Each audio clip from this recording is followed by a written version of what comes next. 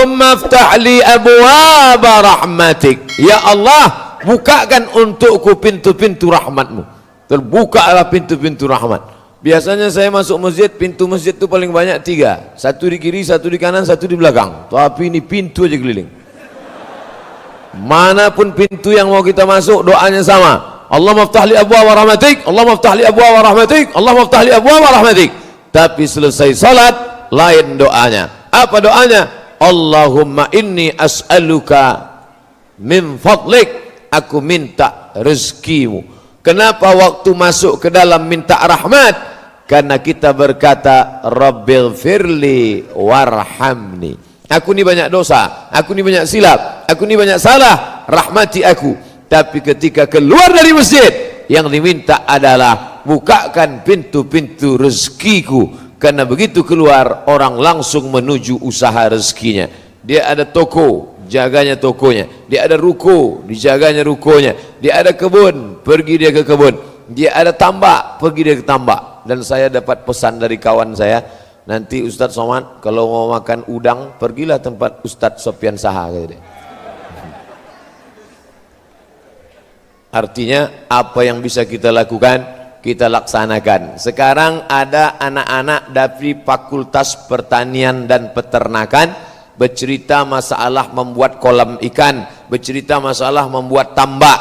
Tapi kata seorang profesor, tak saya sebut namanya, apa kata dia? Banyak orang sekarang membuat tambak di atas kertas. Sarjana, hebat, ukuran tambak ideal sekian meter kali sekian, dalamnya sekian, hebat dia. Tapi kalau ditanya, mana tambak kau? Ada pak, di mana? Nih makalah. Membuat tambak di atas kertas, tak bisa. Fakultas Pertanian, hebat. Cara menanam semangka yang baik, gemburkan tanahnya, masukkan bijinya, setelah itu dia pun bertunas, disiram dengan ini, dipakaikan ini, nanti akan sebesar ini. Pernah kau coba tanam? Enggak. Oleh sebab itu maka ini ilmu-ilmu terapan semua. Makanya masalah korma, ketika Nabi menengok ada orang yang melakukan pembuahan korma, apa kata Nabi? Antum a'lam bi umuri dunyakum.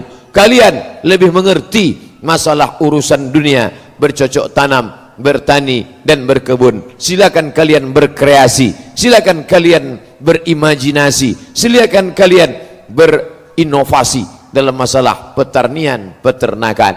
Yang punya ibadah kambing kita, lahir anak akikah kambing, anak bersunat potong kambing. Apa pula bersunat potong kambing? Anak menikah potong kambing, hari raya haji potong kambing. Tapi yang beternak kambing siapa? Australia. Akhirnya kita pun mengimpor kambing. Sudahlah celana sobek kita impor dari dia, kambing pun kita impor juga dari dia. Bayangkanlah itu. Gandum, yang punya kebun gandum paling luas siapa sekarang? Amerika. Sampai-sampai menyiram gandum itu pun pakai helikopter. Bayangkan itu, saking luasnya tanaman gandum. Padahal yang menyuruh bercocok tanam itu Allah Ta'ala. Tapi alhamdulillah di Binjai ini nampaknya orang memang hobi bercocok tanam. Sampai di dalam masjid pun bertanam dia. Hebat. Usahlah Ustaz ajari kami masalah bercocok tanam. Ada pokok tak berbuah, ada pula buah tak berpokok. Ada semua di sini. Bapak Ibu yang dimuliakan Allah Subhanahu wa taala. Oleh sebab itu dalam Quran banyak sekali bercerita tentang tanam-tanaman, cerita tentang iman. Contohnya tanaman, kasajaratin thayyibatin, seperti pokok yang baik. Bagaimana pokok yang baik? Akarnya menghunjam ke dalam tanah, wa far'uha fis sama', pucuknya naik ke atas. Cerita tentang apa? Tentang iman. Cerita tentang iman tapi isinya tanam-tanaman. Cerita tentang sodakoh, tanam-tanaman. Bagaimana kalau kami bersodakoh, pahalanya banyak. Banyaknya macam mana? Kama sali habbah, satu biji, ambatat sab'a sanabil, tumbuh 7 bulir 7 cabang. Wa fi kulli sumbulatin mi'atu habbah, dalam satu bulir ada 100. 1 tumbuh 7 berisi 100. Tumbuh 1, tumbuh 7, tumbuh 100. Kali 1 kali 7 kali 100, 700. Wallahu yudha'ifu liman yasha. Allah Maha Kuasa melipat gandakan lebih banyak daripada itu. Wallahu wasi'un alim. Allah itu maha luas karunianya. Maka yang hobi bercocok tanam, tanamlah.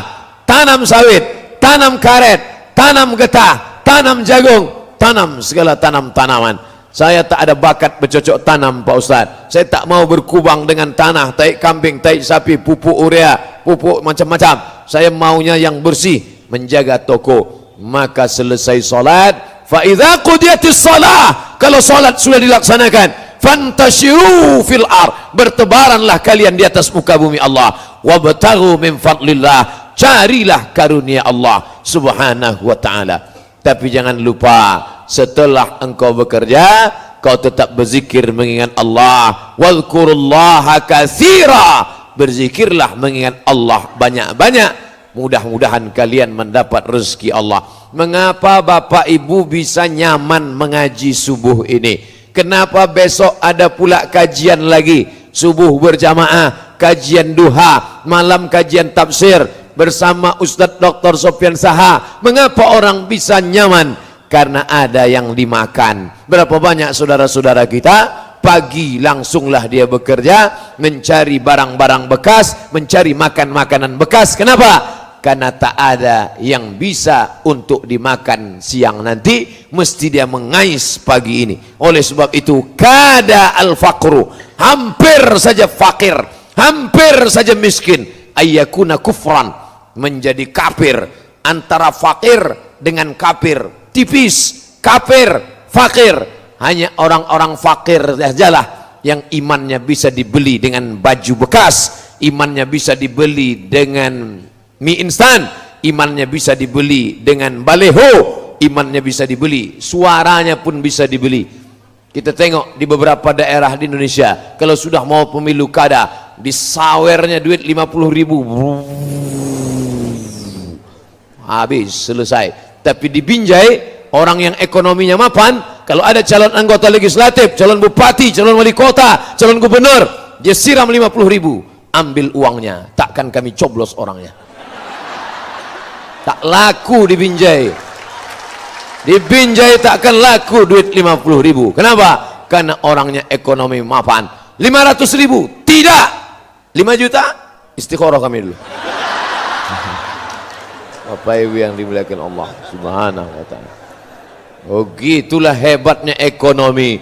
Oleh sebab itu, ekonomi ini harus dibangkitkan kembali. Ternyata yang mengundang saya para entrepreneur, usahawan muda. Tadi malam pas sedang makan, tiba-tiba saya lihat ada macam sate. Mau saya tanya, tentu kita malu. Saya tak mau nanya, saya tengok aja. Oh, kalau tanya kan nampak bodoh kita. Apa? Kan tidak pula kita tanya, apa ini? Dia mana? Tengok, oh sate kerang rupanya. Siapa yang punya? Ini usaha kita Pak Ustadz. Jadi kalau selama ini orang bawa bolu, selama ini orang bawa makanan manis-manis, sudah banyak yang kenyak kencing manis, diabetes meletus. Maka kami sediakan, nih kerang, sampai dibawa ke Bandung, ke Jakarta. Berapa lama tahannya? 10 jam. Jadi kalau mau pergi ke Jakarta, ke Bandung, bawalah kerang, sate kerang tadi. 10 jam. Asal nampak delay lewat, makanlah. Kok tidak busuk dia, habis. Nah, ini entrepreneur. Ustadz, kalau kami yang ngundang, insya Allah semuanya halal. Karena kami hanya menempatkan ustadz-ustadz yang kami undang di tempat yang halal. Begitu saya duduk, langsunglah datang sup. Tak juga saya tanya, saya tengok aja. Belendir saya tengok. Ini maulah sup bekicot nampaknya. Dikasih tahu sama yang melayani itu. Ini Pak, ini namanya sup asparagus katanya. Tak pula saya tanya, apa asparagus tuh? Asparagus kata dia, asparagus ketawa kan? Saya makanlah. Cuman rasanya Pak?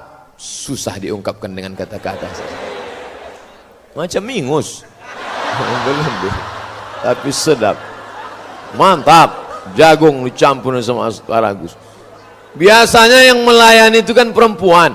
Awak ustad, pakai peci, pakai koko, pakai sorban, duduk di rumah makan. Yang melayani anak gadis pakai rok pendek. Oh pun tak khusyuk makan. Sama. Tapi di hotel tempat saya menginap sekarang, pelayannya laki-laki, cap lonceng semua. Masya Allah. Masuk ke dalam kamar, biasanya di kamar itu lukisan-lukisan, lukisan orang, pakaian tak sopan. Begitu masuk ke dalam, tertulis di atas kamar, Allah Muhammad.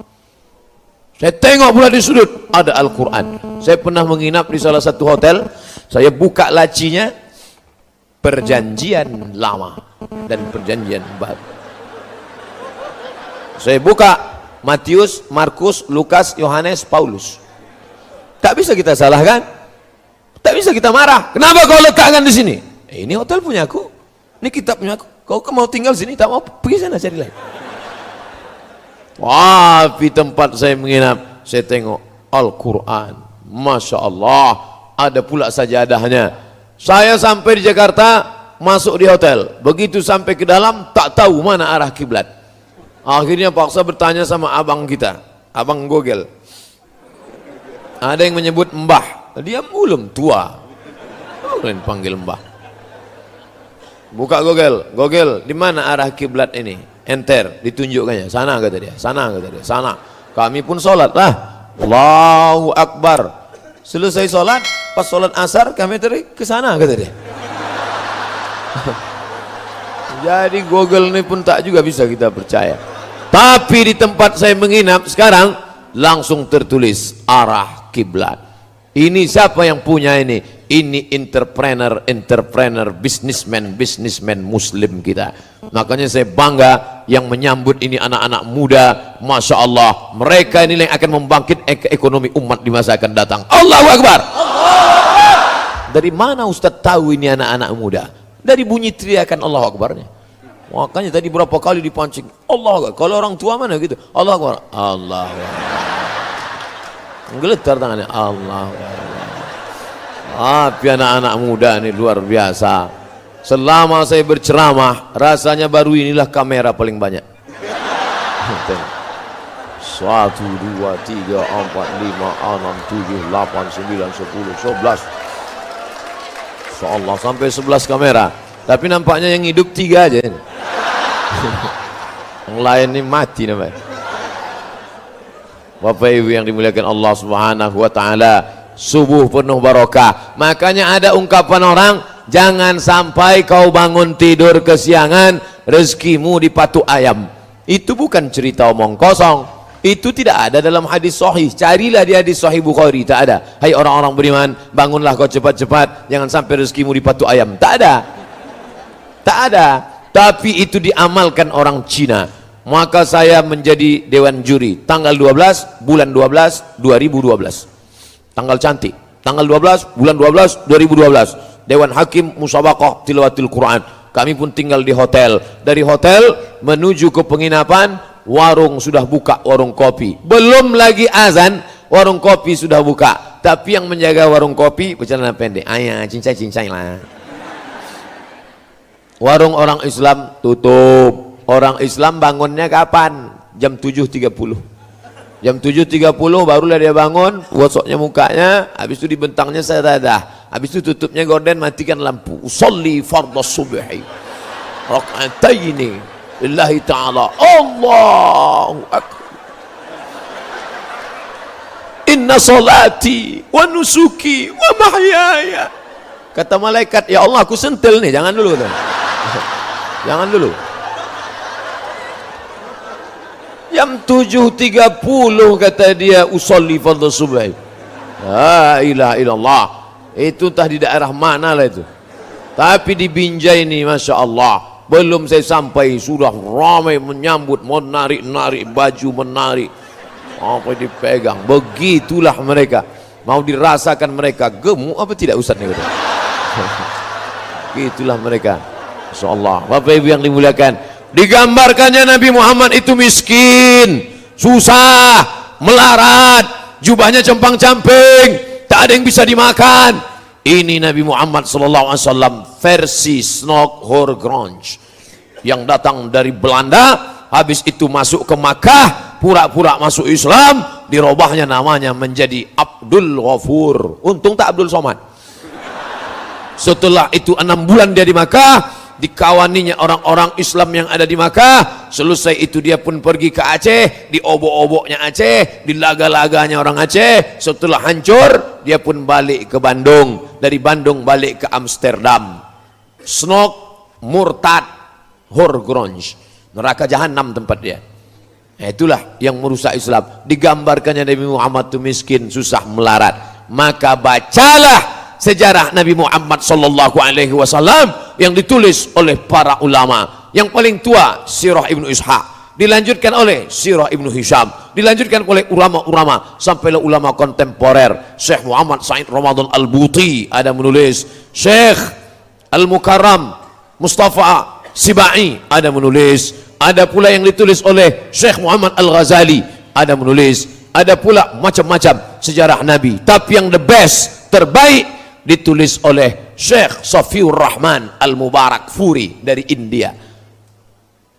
Penulis sejarah Nabi terbaik di dunia, pemenang Nobel nomor 1, ditulis oleh Syekh Safiur Rahman Al-Mubarak Furi dari India. Bukan dari Mesir, bukan dari Makkah, bukan dari Madinah, tapi dari India.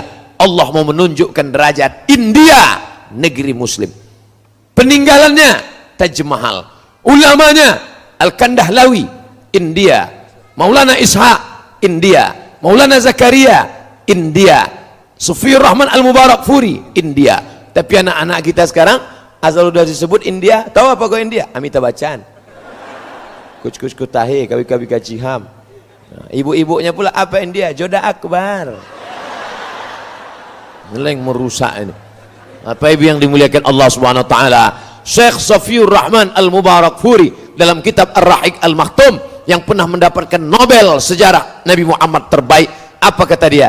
Nabi Muhammad sallallahu alaihi wasallam menikah dengan Khadijah, maharnya isruna bakarah, 20 ekor unta. 20 ekor bakarah. Kalau unta yang sudah dewasa namanya ibil. Afala yanzuruna ilal ibili kaifa khuliqat. Disebut juga dengan naqah, tapi unta yang masih anak, masih muda, bakarah. Kira-kira unta muda ini berapa lah Pak Ustadz? Sekitar 35 sampai 50 juta. 35 juta kali 20 sama dengan 700 juta. Anak muda umur 25 tahun menikah, maharnya 700 juta. Orang kaya apa orang miskin? 700 juta. Tolong angkat tangan yang nikah kemarin maharnya 700 juta. Menyesallah ibu-ibu yang kemarin nikah maharnya seperangkat alat sholat dan kitab suci Al-Quran. Itu masih untung. Ibu-ibu nikahnya dulu seperangkat alat sholat, seperangkat alat sholat dan kitab suci Al-Quran. Yang anak-anak muda ini sekarang, kupinang kau dengan bismillah. Gaya bolehlah. Wow, pergi tuh kok. Oh, halal tidak. Pak, izinkan aku meminang anakmu. Berapa? Dengan bismillah. Bapak, pigo balik. Bapak Ibu yang dimuliakan Allah Subhanahu wa taala. Jadi jangan katakan Nabi Muhammad itu miskin, susah melarat. Itu kan sebelum dia jadi Nabi Pak Ustadz. Umurnya waktu 75 tahun, dia masih bisnis. Dia pekerjaan Nabi pertama membawakan kambing-kambing. Kalau bahasa Jawanya ngangon. Sampean arak lungonang di arak lungon ngangon kambing. Wedus iki wedus. Tapi Nabi Muhammad SAW entrepreneur. Dia berdagang. Ini barangnya bagus, harganya 25. Ini barangnya kurang bagus, harganya 15. Ini barangnya paling bagus, harganya 35. Dulu kalau ada ustadz berceramah 20 tahun yang lalu, ada ustadz ceramah, Nabi Muhammad tuh orangnya jujur, barangnya bagus 25, barangnya kurang bagus 15, barangnya paling bagus 35. Orang ketawa. Kiki. Kalau macam itu belagang mana mau orang beli, tak laku lah kata dia. Sekarang apa yang terjadi? Cara Nabi Muhammad sallallahu alaihi wasallam itulah yang dilakukan orang sekarang di supermarket, di toko pasar buah. Kalau buahnya bagus 25.000, kalau kurang bagus 15.000, kalau bagus betul 50.000. Kalau macam ini 50 nih. Memang luar biasa sambutan masyarakat Binjai menyambut Ustadz. Cobalah tengok. Oh, cuman salahnya tak pula dibuka plastik. Nanti maksudnya. Bapak Ibu yang dimuliakan Allah SWT. Enggak, bercanda, tak masalah. Bercanda. Bercanda aja. Dan terlalu serius sekali. Nah, maka yang dilakukan Nabi Sallallahu Alaihi Wasallam itu dilakukan oleh non muslim sekarang. Orang Islam jual duku, dicampurnya duku bagus sama duku busuk. Akhirnya orang Islam yang membeli, begitu dibelinya ditengoknya dari jauh, duku besar, duku 10.000, begitu didekatinya setengah kilo. Penipu, pembohong. Duku besar, duku mantap, duku manis, begitu dimasukkannya duku yang busuk dari belakang hitam. Begitu dibelinya, apa kata dia? Inilah yang pertama dan terakhir ku beli, ku sumpahkan beli sana lagi. Tapi masuk dia ke toko buah non muslim, ditunjukkan non muslim, ini buku bagus, ini kurang bagus, yang ini paling bagus. Kalau yang dalam tong ini itu sampah tuh paknya, Pak beli. Siapa saja yang memakai ajaran Nabi Muhammad SAW, maka dia akan bahagia walaupun dia tak bersunat dan tak mandi wajib. Begitulah janji Allah Subhanahu wa taala. Buka kitab fikih Islam Said Sabiq, dalam fikih sunnah Said Sabiq, dalam pembahasan masalah wakaf, sedekah. Orang kafir yang bersedekah langsung dibalas Allah di dunia. Makanya mereka rajin bersedekah. Dicarinya panti asuhan bersedekah. Kenapa? Kok kenapa rajin bersedekah? Hanya hoki lah. Setelah bersedekah saya, rezeki saya makin lancar. Ustaz, ya, kenapa orang kafir kalau bersedekah di dunia ini langsung dibalas Allah cash? Allah balas di dunia langsung cash, supaya di akhirat tinggal masuk neraka. Begitulah. Kejam sekali Ustaz ini. Kasihanlah dia Pak Ustaz. Kalau engkau kasihan menengok dia, orangnya sudah baik, banyak anak yatim ditolongnya, banyak panti jompo, panti asuhan dibantunya, kasihan nengok dia. Maka panggil dia, hai saudaraku, ya, maukah engkau kuselamatkan dari neraka jahanam? Mau. Bagaimana caranya? Kau sebutkan passwordnya. Asyhadu an la ilaha illallah wa asyhadu anna Muhammadan Rasulullah. Masalah gunting pita, jangan kau takut, tak sakit.